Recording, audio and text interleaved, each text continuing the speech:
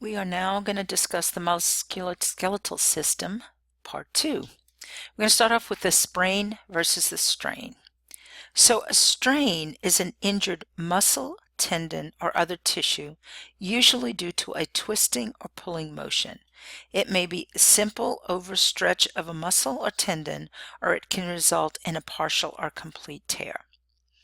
A sprain, on the other hand, is more severe. It is an acute partial tear of a ligament. The most common are, are to the ankle and wrist.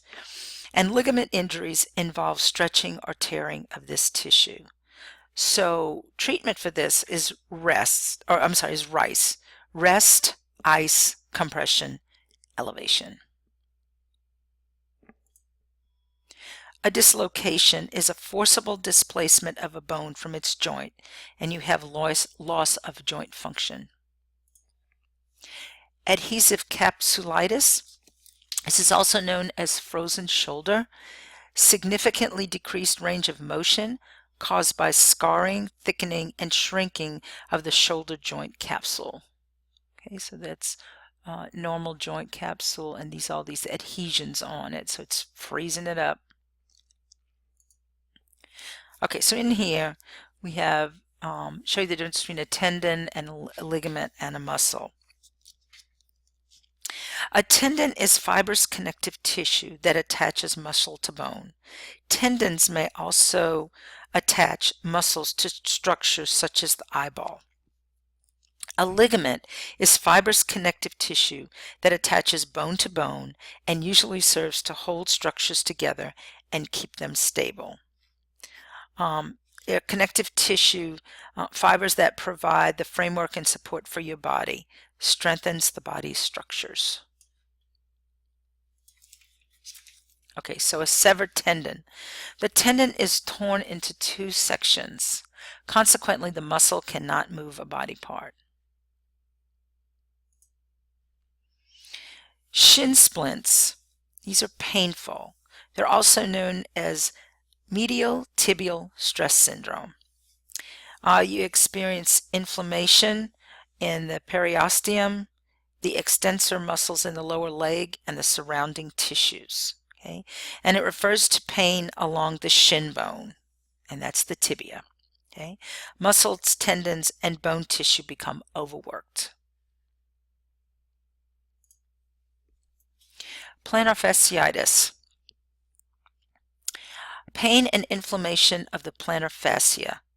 This is a thick band of tissue that runs across the bottom of the foot, and it connects the heel bone to the toes. So it's connecting the heel bone to the toes right there. Can cause intense heel pain and particularly common in runners. People who are overweight, women who are pregnant, and those who wear shoes with inadequate support are at a higher risk of plantar fasciitis. A ganglion cyst. This is a fluid-filled cyst. The inflammation produces fluid that fills the sac, and it's a benign tumor. Usually attached to a tendon sheath, and that's the lining that lubricates the tendon, in the hand or wrist, or connected with an underlying joint.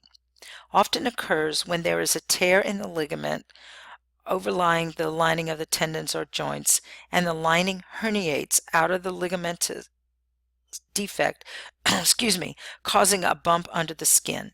Inflammation produces fluid that fills the sac.